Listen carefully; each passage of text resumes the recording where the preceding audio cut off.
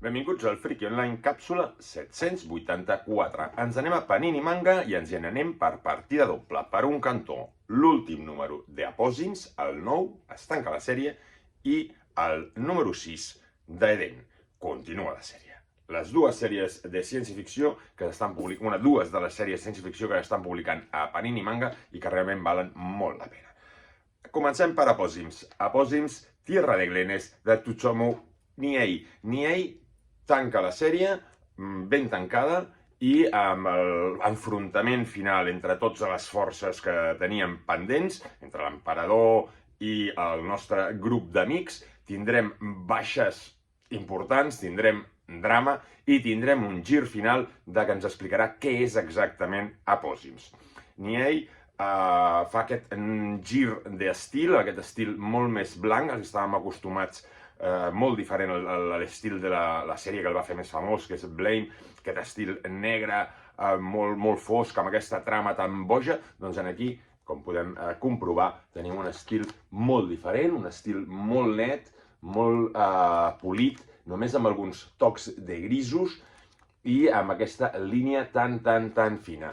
Realment el dibuix és espectacular i la sèrie se'ls va molt la olla perquè té totes aquestes nomenclatures complicades que crea Niei, però ens prepara aquest gir final on ens descobreix què és exactament Apòsims, que és tot molt metafòric, amb un final molt Jodorowsky que tanca perfectament aquesta sèrie.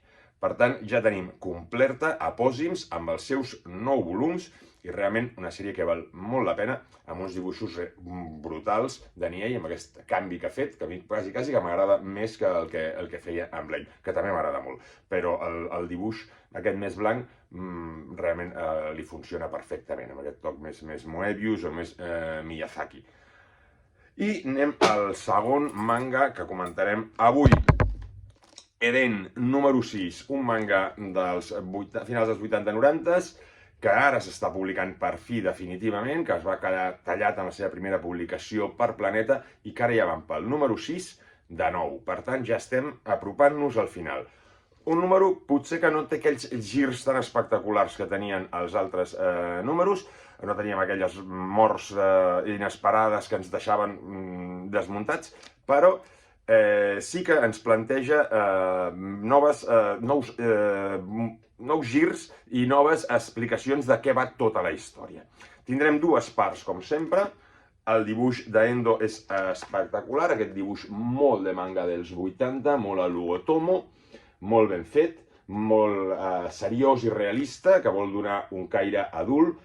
Evidentment és un manga adult, de ciència-ficció també, ciència-ficció dura, tirant cap a cyberpunk descaradíssimament, i que també és això, un altre món de ciència-ficció, un futur on hi ha hagut aquesta epidèmia que ha tornat, I d'aquí va aquesta història.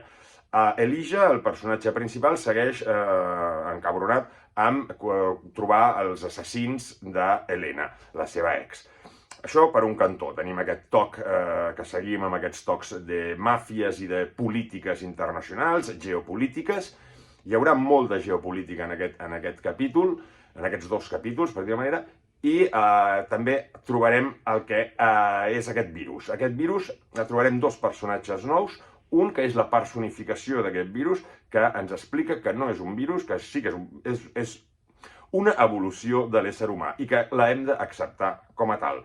Evidentment, això crea certs conflictes i tenim aquesta personificació d'aquest virus en un noi que estarà junt amb la germana d'Elijah, que ell també vol rescatar dels xungos de Torn. Bueno, que aquí de bo no hi ha ningú, tothom és bastant xungo. I per l'altre cantó tindrem aquest personatge, una intel·ligència artificial que ens acompanyarà a Elijah i que tampoc no sabem massa bé per on tira, però sí que ens parla d'aquestes intel·ligències artificials que per a bien o per a mal estaran amb nosaltres. Realment molt potent, no és aquests números, ja us dic, espectaculars, però sí que ens explica moltes claus per anar seguint la trama i per anar descobrint cap a on anem, cap a aquest final, cap a aquest número 9, que ja ens queda poquet per anar-hi arribant i que el gaudirem molt. Realment, el dibuix, com bé us dic, un dibuix molt bo, molt espectacular, amb uns backgrounds molt ben treballats i tot el que són màquines també estan molt bé i amb escenes, com sempre, d'acció brutals i també amb un toc d'humor que de tant en tant es deixa anar a la sèrie d'Eden, encara que és una sèrie dura, seriosa i adulta, però de tant en tant tenim una miqueta d'humor entre els personatges per poder respirar. Doncs ja ho sabem, 2 mangas, un que conclou i un que s'està apropant vertiginosament cap al final. I els 2 de ciència-ficció i de cyberpunk. Salut i a llegir còmics i a llegir mangas.